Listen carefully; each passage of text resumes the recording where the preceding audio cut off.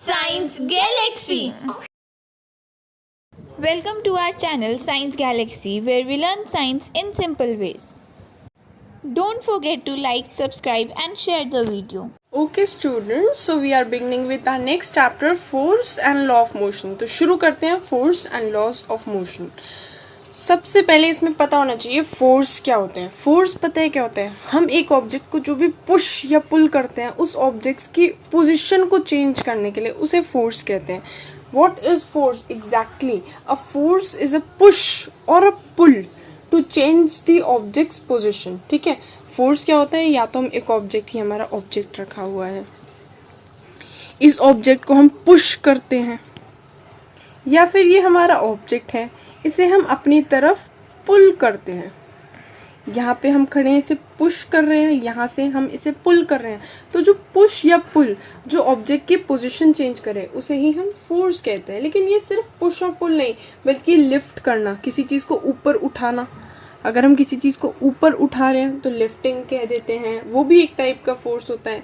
अगर हमारा rubber band हम उसे स्ट्रेच कर रहे हैं, खींच रहे हैं दोनों तरफ से, तो भी हम उसे क्या कह देते हैं? एक फोर्स होता है जिसकी वजह से हम उसे स्ट्रेच कर रहे हैं. तो stretching is also a force. अगर हम किसी ऑब्जेक्ट को ट्विस्ट कर रहे हैं, तो वो भी एक टाइप का फोर्स है. या हम किसी ऑब्जेक्ट को प्रेस कर रहे हैं तो वो भी एक टाइप का फोर्स होता है. तो what is a force? Force is a push और a pull to change the object's position. Force क्या क्या चीजें कर सकता है? फोर्स एक मूविंग ऑब्जेक्ट को रोक सकता है और रुके हुए ऑब्जेक्ट को चला सकता है. अगर हमारा एक ऑब्जेक्ट चल रहा है, हम उसे रोक सकते हैं फोर्स को यूज करके. भाई जब हम ब्रेक्स अप्लाई करते हैं, स्टॉप अ मूविंग बॉडी, जैसे हम ब्रेक अप्लाई कर रहे हैं, तो वो जो हमने एक्स्ट्रा फोर्स दिया है वो किस लिए? वो उस मूविंग ऑब्जेक्ट को स्टॉप करने के लिए. और एक अगर रुका हुआ ऑब्जेक्ट है, एक बॉल रखी थी ग्राउंड पर, हमने उसे किक करा, वो चलने लग गई, तो वो एक पुश है. वो हमने उस ऑब्जेक्ट को पुश करा जिससे वो ऑब्जेक्ट चलने लग गया, तो वो क्या है? वो फोर्स है. अगर एक चलता हुआ ऑब्जेक्ट है, चलते हुए ऑब्जेक्ट पे हम फोर्स लगाएं, वो रुक जाए, तो भी हमने फोर्स अप्लाई करा है. हम बैट्समैन, हम जब क्रिकेट खेल रहे होते हैं तो जब हम बैट घुमाते हैं तो चलती हुई बॉल आती है, हम उसकी डायरेक्शन चेंज कर देते हैं. बॉल यहाँ से आ रही थी, यहाँ चली गई, तो हम उसकी डायरेक्शन चेंज कर सकते हैं. अगर एक ऑब्जेक्ट धीरे स्पीड में चल रहा है तो हम उसकी स्पीड बढ़ा सकते हैं, या अगर बहुत तेज स्पीड में चल रहा है तो फोर्स लगाकर हम उसकी स्पीड रिड्यूस भी कर सकते हैं. तो फोर्स से हम उसकी स्पीड चेंज कर सकते हैं, हम उसकी डायरेक्शन चेंज कर सकते हैं, जैसे कि बैट्समैन करता है, एक टेनिस प्लेयर करता है, एक बैडमिंटन प्लेयर करता है. कि एक शटल आ रही है, उस पर वो क्या करेगा? फोर्स लगाएगा और उसकी डायरेक्शन चेंज कर देगा. अभी वो इस डायरेक्शन में आ रही थी, अब वो उस डायरेक्शन में भेज देगा उसे. और अगर हमारा नॉन रिजिड ऑब्जेक्ट है, ऐसा ऑब्जेक्ट है जो रिजिड ना हो, उस पर अगर हम फोर्स लगाएं तो उसकी शेप चेंज हो सकती है. जैसे एक स्पंज होता है, स्पंज, तो स्पंज पर अगर हम एक फोर्स लगाएंगे ना, तो क्या होने लगेगा? स्पंज पर फोर्स लगाने की वजह से उसका साइज या शेप हो सकता है, चेंज हो सकता है. ठीक है, इन केस ऑफ स्पंज में क्या हो सकता है? अगर हम उस पर फोर्स लगाएंगे, प्रेस करेंगे उसे, तो उसकी साइज और शेप चेंज हो सकती है. ऐसे ही स्प्रिंग होता है, स्प्रिंग को लंबा खींच दो, उसका साइज और शेप चेंज हो जाती है. तो अगर हमारी एक नॉन रिजिड बॉडी है, उस पर हम फोर्स अप्लाई करते हैं ना, नॉन रिजिड फोर्स पर अगर हम फोर्स अप्लाई करते हैं तो क्या हो सकता है? तो भाई उसकी साइज और शेप चेंज हो सकती है. तो बेसिकली हमें क्या ध्यान रखना है? फोर्स एक पुश और पुल है जो ऑब्जेक्ट की पोजीशन को चेंज कर सकता है. ठीक है, और फोर्स क्या क्या? तो ये जो फोर्स होते हैं ये दो टाइप्स के होते हैं. एक होता है बैलेंस्ड फोर्स और एक होता है unbalanced force. What is balanced force and what is unbalanced force? पहले तो अगर हमारा ये ऑब्जेक्ट रखा हुआ है, इस पे बहुत सारे फोर्सेस लग रहे हैं. ऐसा नहीं है कि इस पे कोई फोर्स ना लग रहा हो, इस पे बहुत सारे फोर्सेस लग रहे हैं, लेकिन टोटल फोर्स जो है वो इस पर लगने वाला 0 है. जितना इसके ऊपर फोर्स लग रहा है उतना ही नीचे फोर्स लग रहा है, तो टोटल फोर्स 0 हो गया. ठीक है, या फिर अगर हम इसे इस डायरेक्शन में भी और इस डायरेक्शन में भी इक्वल खींचें तो भाई ये ऑब्जेक्ट तो यही रुक जाएगा. तब क्या होगा? इक्वल और ऑपोजिट फोर्सेस लगेंगे, इस वजह से जो रिजल्टेंट फोर्स लग रहा है ऑब्जेक्ट का वो 0 हो जाएगा. तो इस टाइम पर हम इसे कहेंगे बैलेंस्ड फोर्स. इसमें बैलेंस्ड फोर्स के टाइम पर क्या होता है? अगर हमारी कोई ऑब्जेक्ट रुका हुआ है, तो रुका हुआ ही रहता, क्योंकि कोई एक्सटर्नल फोर्स तो लग ही नहीं रहा है, नेट फोर्स कोई है ही नहीं, जितना ऊपर उतना नीचे, जितना दाएं उतना बाएं, जितना राइट उतना लेफ्ट, जितना अप उतना डाउन, तो टोटल फोर्स 0 है। ऐसे टाइम पर अगर कोई रुका हुआ ऑब्जेक्ट होता है तो वो रुका हुआ ही रहेगा, और अगर कोई ऑब्जेक्ट चल रहा है तो वो चलता ही रहेगा। जो स्टेशनरी ऑब्जेक्ट है वो रुका ही रहेगा, और जो अगर ऑब्जेक्ट चल रहा है ना वो अपनी स्पीड से चलता ही रहेगा। इसे हम कहते हैं, भाई कैसा टाइप का फोर्स है, इसे हम कहते हैं ये बैलेंस्ड फोर्स है। बैलेंस फोर्स क्या होता है? बैलेंस फोर्स होता है उसमें टोटल फोर्स 0 होता है। बहुत सारे फोर्सेस ऑब्जेक्ट पर लग रहे हैं लेकिन टोटल फोर्स 0 है, जिसकी वजह से क्या होता है, जिसकी वजह से अगर एक रुका हुआ ऑब्जेक्ट है तो वो रुका हुआ ही रहता है, और अगर वो चल रहा है तो जितनी स्पीड से भी वो चल रहा है उतनी स्पीड से वो चलता ही रहता है। तो इसे हम बैलेंस्ड फोर्स कहते हैं। ठीक है, एक होता है हमारा अनबैलेंस्ड फोर्स। अनबैलेंस्ड फोर्स क्या होता है? जब रिजल्टेंट फोर्स जो है वो 0 नहीं हो, रिजल्टेंट फोर्स अगर 0 ना हो तो हम उसे अनबैलेंस्ड फोर्स कहते हैं। ठीक है, जैसे कि हम इससे क्या कर सकते हैं, ये जो है ना अनबैलेंस्ड फोर्स, इसकी वजह से हम ऑब्जेक्ट को क्या कर सकते हैं, रोक सकते हैं, चला सकते हैं, उसकी स्पीड चेंज कर सकते हैं, क्योंकि इस टाइम पर उसका जो नेट फोर्स है वो 0 नहीं होगा। बैलेंस फोर्स में उसका नेट फोर्स 0 होता है, अनबैलेंस्ड फोर्सेस में क्या होगा, एक तरफ ज्यादा फोर्स लगेगा, एक तरफ कम फोर्स लगेगा, तो ऑब्जेक्ट जो वो इजीली एक डायरेक्शन में मूव कर पाएगा। जहाँ ज्यादा फोर्स लग रहा है वहाँ वो मूव कर पाएगा। जैसे ये हमारे एक छोटा सा ऑब्जेक्ट है, जितना इस पर नीचे फोर्स लग रहा है ग्रेविटी की वजह से, उतना ही ऊपर रिएक्शन लग रहा है। जितनी ग्रेविटी फोर्स दे रही है उतना ही ऊपर क्या है, रिएक्शन लग रहा है। तो जितना नीचे लग रहा है उतना ही ऊपर लग रहा है। लेकिन ये ऑब्जेक्ट आगे बढ़ रहा है, अगर ये ऑब्जेक्ट आगे बढ़ रहा है तो जिस फोर्स से ये इस तरफ जा रहा है वो ज्यादा है फ्रिक्शन के कंपैरेटिव। फ्रिक्शन पीछे लग रही है, तो फ्रिक्शन के कंपैरिजन में ये पुल वाला फोर्स ज्यादा है, जिसकी वजह से ये आगे बढ़ता जा रहा है। तो ये अनबैलेंस्ड फोर्स होता है, जिसमें एक तरफ का जो कंपोनेंट है वहां पे ज्यादा फोर्स होता है और दूसरे कंपोनेंट में कम होता है फोर्स, और इस वजह से वो एक डायरेक्शन में जो ऑब्जेक्ट है वो मूव करने लग जाता है। ठीक है, जैसे हम भी आगे बढ़ रहे हैं तो हमारी फ्रिक्शन जो है ना वो हमें पीछे करने की कोशिश करती है। हम आगे बढ़ने की कोशिश कर रहे हैं, फ्रिक्शन हमें पीछे करने की कोशिश करती है, लेकिन हम फिर भी आगे बढ़ पा रहे हैं। इसका मतलब क्या है कि ये अनबैलेंस्ड फोर्स है। अनबैलेंस्ड फोर्स होने का मतलब क्या है कि हमारा आगे वाला फोर्स ज्यादा है, फ्रिक्शन हमें इतना धक्का नहीं दे पा रही पीछे की तरफ।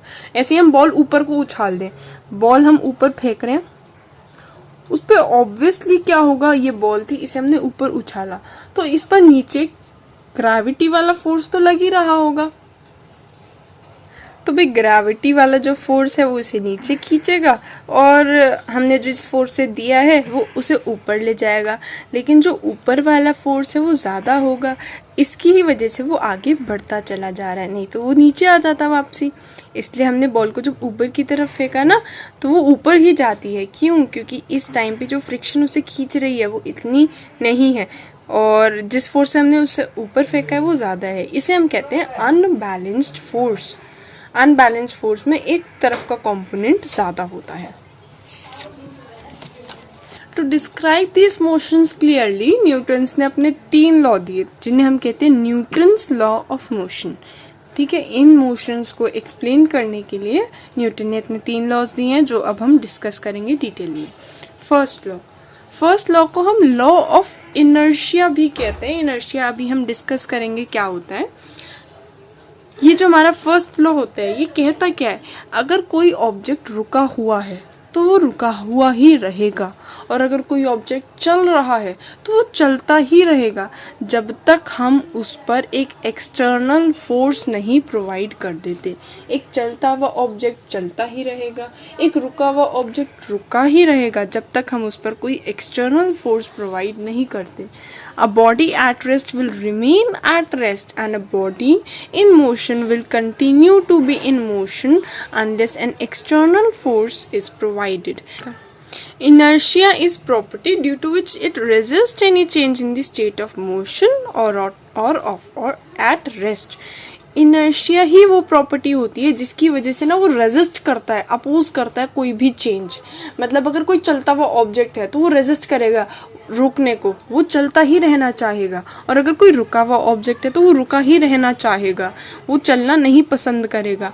तो वो जो इनर्शिया होता है कि जहाँ हम हैं वहीं पर वैसे ही रहेंगे, ठीक है, कोई भी चेंज रेजिस्ट करना, उसे ही हम इनर्शिया कहते हैं। इनर्शिया क्या होता है? इनर्शिया एक प्रॉपर्टी है जिसकी वजह से वो रेजिस्ट करती है कोई भी चेंज, या तो मोशन में या रेस्ट में या डायरेक्शन में। 3 टाइप की इनर्शिया हम पढ़ने वाले हैं, inertia of motion, inertia of rest and inertia of direction. Inertia होता है क्या? हमें कोई भी चेंज नहीं लाना है, हम जैसा कर रहे हैं वैसा ही होने दो। अगर हम रेस्ट में हैं तो रेस्ट में रहने दो, हम अगर मोशन में हैं तो मोशन में रहने दो, हम जिस डायरेक्शन में जा रहे हैं उसी डायरेक्शन में जाने दो। इसे हम इनर्शिया कहते हैं। हम रेजिस्ट करना चाहते हैं कोई भी चेंज इन मोशन, हम कोई भी चेंज को अपोज करना चाहते हैं, उसे हम इनर्शिया कहते हैं। तो इनर्शिया की वजह से जो ऑब्जेक्ट रेस्ट पर है वो रेस्ट पर रहना चाहेगा, जो मोशन में है वो मोशन में रहना चाहेगा। लेकिन अगर हम एक एक्सटर्नल फोर्स को अप्लाई करते हैं तो वो अपनी पोजीशन को चेंज करने लग सकता है, ठीक है। अगर हम एक्सटर्नल फोर्स बहुत ज़्यादा लगाते हैं तो वो फिर अपनी पोजीशन चेंज करने लगेगा, अपना स्टेट चेंज करने लगेगा। हो सकता है मोशन में हो, मोशन से रेस्ट पे आ जाए, हो सकता है रेस्ट पर हो, रेस्ट से मोशन में आ जाए।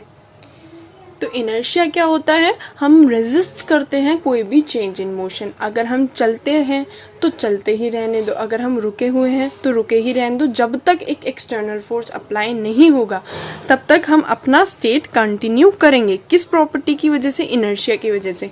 ये तो हम नोटिस वैसे करते भी हैं। एक पंखा होता है, जब हम उसे बंद करते हैं तब भी वो गोल गोल गोल गोल घूमता रहता है। क्यों? ये इनर्शिया है।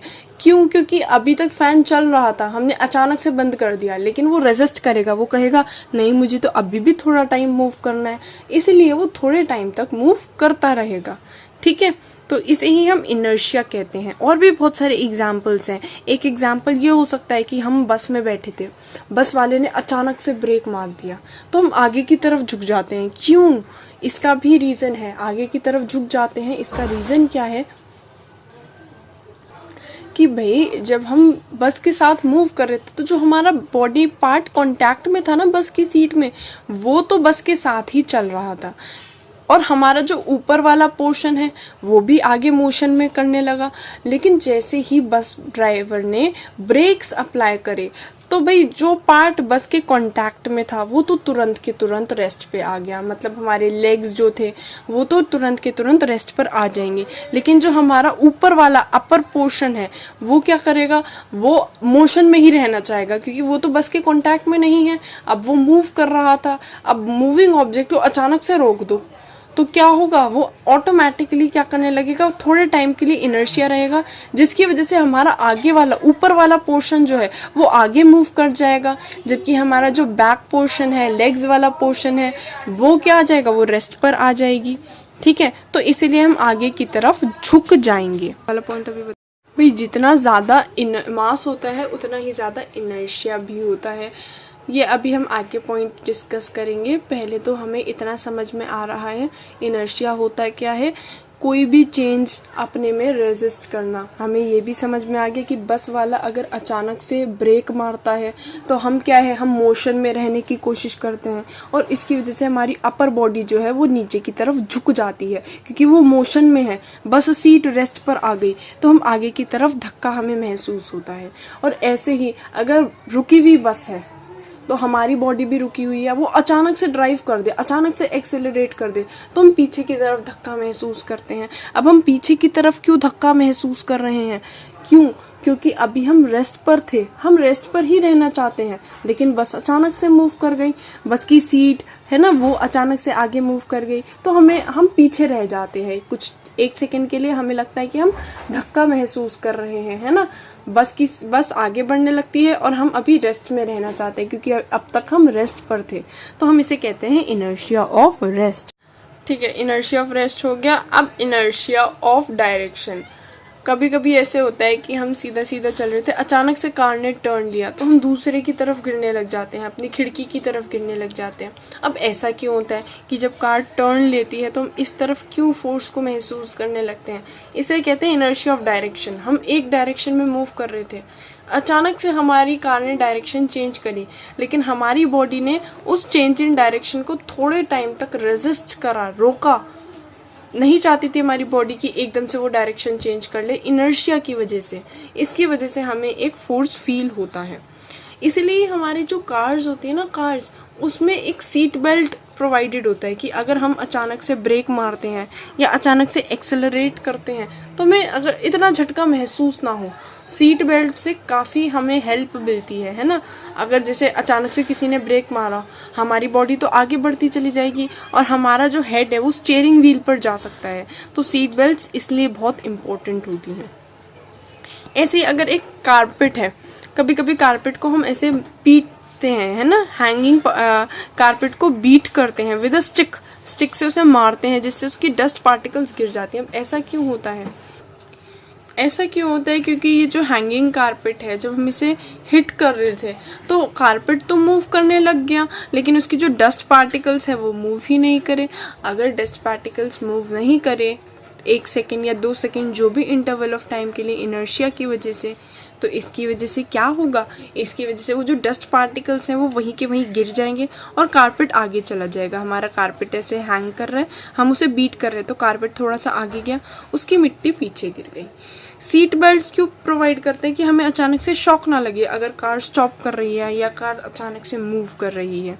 अगर रनिंग बस अचानक से स्टॉप होती है तो हम सारे के सारे आगे की तरफ झुक जाते हैं। ये होता है इनर्शिया ऑफ मोशन। अगर एक कार तुरंत के तुरंत टर्न मारती है तो हम दूसरी साइड गिरने लग जाते हैं। ये होता है inertia of direction. Next point is, it is really dangerous to jump from a moving bus. कहा जाता है मूविंग बस से कभी नहीं कूदना चाहिए, बहुत डेंजरस हो सकता है। अगर एक रेस्ट पर बस है उससे कूद लो, कोई दिक्कत वाली बात नहीं होगी, लेकिन अगर एक मूविंग बस है उससे हम कूदते हैं तो हम जब तक बस पे खड़े थे तब तक हम मूव कर रहे थे बस के साथ। जैसे ही हम कूदते हैं ग्राउंड पे तो हमारी बॉडी वही मोशन कंटिन्यू करना चाहती है ना। इनर्शिया की वजह से हमारी बॉडी मूव करना चाहती है आगे, लेकिन अब तो ग्राउंड रेस्ट पर है ना, तो हम थोड़ा आगे बढ़ने लगते हैं, जिसकी वजह से हम आगे की तरफ गिर सकते हैं और हमें बहुत बुरी चोट भी लग सकती है। तो बस से कभी भी कूदना नहीं चाहिए। ऐसे अगर हम ग्राउंड पर खड़े हैं तो चलती बस पर चढ़ना भी नहीं चाहिए, ठीक है। चलती बस पर चढ़ने में इतनी क्या डिफ़िकल्टी होती है? ऐसा हो सकता है कि बस चल रही है, हम रुके हुए हैं, तो अचानक से हमारी बॉडी मोशन में आ जाएगी। मतलब अचानक से हमें अचानक वाली चीज़ प्रिवेंट करनी है, ना ही अचानक से अपनी बॉडी का कोई डायरेक्शन चेंज करनी है, ना ही हमें मोशन अचानक से रेस्ट पे लाना है, ना ही हमारा रेस्ट वाला ऑब्जेक्ट अचानक से मोशन में लाना है। नहीं तो हमारी बॉडी को एक शॉक सा फील होने लगता है, ठीक है।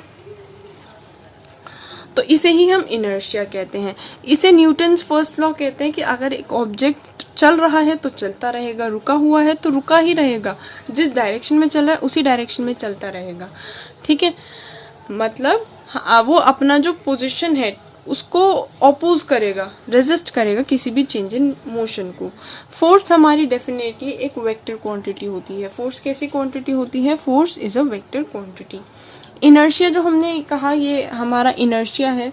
इनर्शिया क्या होता है? एक नेचुरल टेंडेंसी अपने मोशन को कंटिन्यू करने के लिए, उसे ही हम इनर्शिया कहते हैं। अपना मोशन कंटिन्यू करने के लिए या अपना रेस्ट कंटिन्यू करने के लिए या उसी डायरेक्शन में मूव करने के लिए हम जो करते हैं उसे हम क्या कहते हैं? इनर्शिया कहते हैं। उसे ही हम इनर्शिया कहते हैं, ठीक है। अब हमारा आता है नया टॉपिक जिसे हम कहेंगे मोमेंटम। मोमेंटम क्या होता है? Momentum is the force required. जो हम फोर्स, अगर एक चलती हुई ऑब्जेक्ट आ रही है तो वो बहुत भारी सी है, अगर है ना, अगर बहुत भारी सा ऑब्जेक्ट है भाई, तो उसे रोकने के लिए या उसे चलाने के लिए बहुत मेहनत करनी पड़ेगी। इसे हम कहते हैं उसमें इनर्शिया बहुत है। भाई एक छोटी सी साइकिल है, उसे हमने हल्का सा धक्का दिया, वो आगे बढ़ गई। एक बड़ी सी ट्रक खड़ी थी, उसे हम धक्का देने की कोशिश कर रहे हैं, नहीं आगे बढ़ेगी आसानी से। क्यों? इनर्शिया बहुत है। अगर वो रेस्ट पर है तो वो चाहेगी वो रेस्ट पर ही रहे, अगर वो मोशन में है तो चलती हुई ट्रक को रोक कर दिखा दो, नहीं रुकेगी वो आसानी से। क्यों नहीं रुकेगी? क्योंकि उसमें इनर्शिया बहुत है। अगर चलता हुआ ऑब्जेक्ट है उसमें जितना ज़्यादा मास होता है ना उतना ज़्यादा ही इनर्शिया भी होता है। ठीक है, इनर्शिया क्या है? उसकी स्टेट को चेंज करने के लिए हमें ज़्यादा मेहनत करनी पड़ेगी अगर उसका इनर्शिया ज़्यादा है तो। जैसे अगर एक ऑब्जेक्ट है, छोटा सा ऑब्जेक्ट है, कम मास है, तो उसको क्या कर सकते हैं, उसकी पोजीशन, उसका स्टेट हम आसानी से चेंज कर सकते हैं। लेकिन अगर एक भारी सा ऑब्जेक्ट है तो उसको चेंज करना थोड़ा सा डिफ़िकल्ट हो जाता है। ये जो फोर्स है ये वेलोसिटी के भी डायरेक्टली प्रोपोर्शनल होता है। अगर बहुत ही तेज़ स्पीड से कोई ऑब्जेक्ट आ रहा है उसे रोकना बहुत डिफ़िकल्ट होगा। कोई बहुत धीरे धीरे से चलते हुए आ रहा है उसे रोकना आसान होगा। मतलब अगर हमें एक चलते हुए ऑब्जेक्ट को रोकना है या रुके हुए ऑब्जेक्ट को चलाना है तो उसके मास के ये डायरेक्टली प्रोपोर्शनल होगा। फोर्स जितना हमें अप्लाई करना पड़ेगा वो उसके क्या होगा, वो उसके मास के डायरेक्टली प्रोपोर्शनल होगा। और जितनी वेलोसिटी से वो ऑब्जेक्ट आ रहा था, जिसे हमें रोकना है जिस ऑब्जेक्ट को, वो जितनी वेलोसिटी से हमारे पास आ रहा था उसके भी डायरेक्टली प्रोपोर्शनल होगा। अगर कोई बहुत तेज़ी से आ रहा है, बहुत तेज़ स्पीड से आ रहा है तो उसे रोकना उतना ही डिफ़िकल्ट होगा। और अगर कोई धीरे सी स्पीड में आ रहा है तो उसे रोकना बहुत आसान होगा। तो जो हमारा फोर्स है रोकने के लिए वो डायरेक्टली प्रोपोर्शनल है मास के और डायरेक्टली प्रोपोर्शनल है वेलोसिटी के, या हम कह सकते हैं डायरेक्टली प्रोपोर्शनल है मोमेंटम के। मोमेंटम जिसमें क्या है, मोमेंटम है मास इनटू वेलोसिटी। मोमेंटम क्या होता है? मोमेंटम एक वेक्टर क्वांटिटी है। वेक्टर क्वांटिटी मतलब ऑब्वियसली इसकी एक डायरेक्शन होती है और ये होता क्या है, ये होता है मास इनटू वेलोसिटी। ठीक है, तो जिसका जितना ज़्यादा मोमेंटम होगा ना उसे रोकने में उतनी डिफ़िकल्टी होगी। अगर एक ऑब्जेक्ट रेस्ट पर होता है, रुका हुआ ऑब्जेक्ट है, तो भाई वेलोसिटी तो उसकी ज़ीरो होगी। अगर एक रुका हुआ ऑब्जेक्ट है तो उसकी वेलोसिटी ज़ीरो होनी चाहिए, तो उसका मोमेंटम भी ज़ीरो होगा। मोमेंटम एक वेक्टर क्वांटिटी है, m इंटू वी के इक्वल होता है, जिसमें मास की यूनिट होती है kg, वेलोसिटी की यूनिट होती है मीटर पर सेकेंड, तो इसकी यूनिट हो जाती है kg मीटर पर सेकेंड। अब एक बात और, अगर बहुत सारा मोमेंटम एक छोटे पीरियड ऑफ टाइम के लिए लगे, बहुत सारा मोमेंटम थोड़े टाइम के लिए लगे, तो उतना ही ज़्यादा फोर्स होगा। फोर्स जो है वो मोमेंटम के डायरेक्टली प्रोपोर्शनल है, साथ ही साथ टाइम के इन्वर्सली प्रोपोर्शनल है। ठीक है, मतलब अगर टाइम ज़्यादा लग रहा है तो फोर्स हमें कम महसूस होगा, अगर टाइम बहुत कम है तो हमें फोर्स बहुत ज़्यादा महसूस होगा। एग्जाम्पल लेते हैं, हम ऊपर से कूदे, नीचे सीमेंटेड रॉक था तो हमें बहुत ज़्यादा चोट लग सकती है। नीचे कुछ सैंड का था तो हमें चोट कम लगेगी, या फिर ट्रैम्पोलिन था या ऐसा कुछ जो थोड़ा सा अपनी शेप चेंज कर ले। ऐसा क्यों?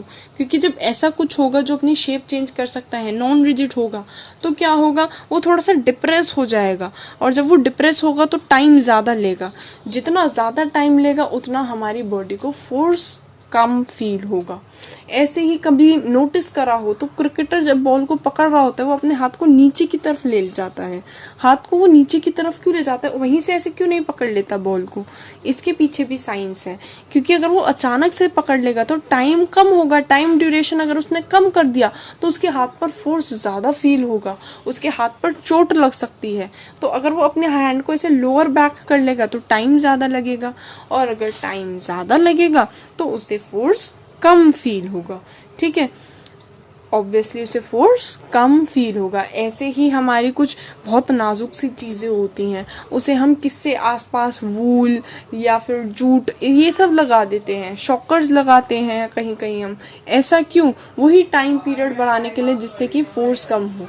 अगर एक ग्लास का जार है तो उसको हम एक बॉक्स में बंद करेंगे, बॉक्स के अंदर कुछ कुछ ऑब्जेक्ट्स होंगे, कागज़ रख देंगे, ठीक है, जिससे कि अगर उस पर फोर्स फील भी हो ना तो पहले क्या हो, वो थोड़ा सा डिप्रेशन की वजह से, जो कागज़ या जो हमने फोम रख दिया, कॉटन रख दिया, उसकी वजह से क्या हो, थोड़ा सा टाइम बढ़ जाए, तो अगर हम हैंड इसलिए लोअर करते हैं कि टाइम बढ़ जाए, है ना, या हम शॉकर्स वगैरह जार हमें रखना हो तो हम उसके आसपास कॉटन वगैरह इसलिए लगाते हैं कि जो अचानक से अगर वो फोर्स फील करेगा तो टाइम हम बढ़ाने की कोशिश करते हैं। बेसिकली टाइम बढ़ेगा तो फोर्स कम फील होगा। ये जो फोर्स है ये मोमेंटम के डायरेक्टली और टाइम के इन्वर्सली प्रोपोर्शनल होता है। अब तक जो हमने टॉपिक करा उस पे बेस्ड कुछ न्यूमेरिकल्स ट्राई करते हैं. What is the change of momentum for a car of 1500 kg which increase speed from 36 km per hour to 72 km per hour? हमारी एक ऑब्जेक्ट है, हमारा एक कार है जिसका वेट मास हमें दे रखा है 1500 kg. तो हम लिख लेंगे मास हमें 1500 kg गिवन है. Initial velocity 36 kilometre per hour था, उसे मीटर पर सेकेंड में करने के लिए 5/18 से मल्टीप्लाई कर दिया. 10 मीटर पर सेकेंड इनिशियल वेलोसिटी आ गई. फाइनल वेलोसिटी क्या थी 72 किलोमीटर पर आवर, उसे भी मीटर पर सेकेंड में कर लिया 5/18 से मल्टीप्लाई करके. हमें v पता है, u पता है, ठीक है. हमें निकालना क्या है, हमें चेंज इन मोमेंटम निकालना है. इनिशियल मोमेंटम क्या होगा, मास इनटू इनिशियल वेलोसिटी. मास हमें पता है 1500 और इनिशियल वेलोसिटी 10, तो बस 15,000 kg मीटर पर सेकेंड. फाइनल मोमेंटम कैसे निकालेंगे, मास इनटू फाइनल वेलोसिटी. मास 1500 गिवन है, फाइनल वेलोसिटी 20 मीटर पर सेकेंड, तो 30,000. चेंज इन मोमेंटम क्या है, इन दोनों को माइनस करके देख लो, वो हमारा चेंज इन मोमेंटम आ जाएगा. Second question, a stone of 1 kg thrown with velocity 20 meter per second comes to rest after traveling 50 meters. Find force of friction. हमें मास कितना गिवन है, 1 kg गिवन है. इनिशियल वेलोसिटी 20 मीटर पर second given है. वो rest पर आ गया, rest पर आ गया मतलब फाइनल वेलोसिटी अब उसकी कितनी है, 0 मीटर पर सेकेंड है. कितना डिस्टेंस उसने मूव करा, 50 मीटर मूव करा है, तो s डिस्टेंस जो उसने मूव करा है वो 50 मीटर है. पहले तो हमें पता है FMA के इक्वल होता है, हम आगे डिस्कस करेंगे. FMA के इक्वल होता है, हमें किसी तरह एक्सेलरेशन को कैलकुलेट करना है. हमने ये इक्वेशन डराइव करी थी जिसमें थर्ड इक्वेशन थी 2AS is equal to V square minus U square. Graph के थ्रू हमने ये इक्वेशन डराइव करी थी. 2A into S is equal to V square minus U square. V U की वैल्यू हमें पता है, वो हम पुट करेंगे. 2A एस की वैल्यू 50 है, वो पुट करेंगे. इसके थ्रू हम एक्सेलरेशन को कैलकुलेट कर लेंगे. एक्सेलरेशन को कैलकुलेट करने के बाद force is equal to mass into acceleration put करेंगे. मास हमें गिवन है 1 kg, एक्सेलरेशन गिवन है -4 मीटर पर सेकेंड स्क्वायर, तो फोर्स होगा -4 न्यूटन. माइनस का क्या मतलब है भाई, फोर्स नेगेटिव है, इसका क्या मतलब है, इसका मतलब है ये फ्रिक्शनल वाला टाइप का फोर्स होगा, ये ऑब्जेक्ट को रोक रहा है, ऑपोजिट डायरेक्शन में लगने वाला फोर्स है ये. Thanks for watching the video. I hope you like it. Don't forget to like, share, comment and subscribe.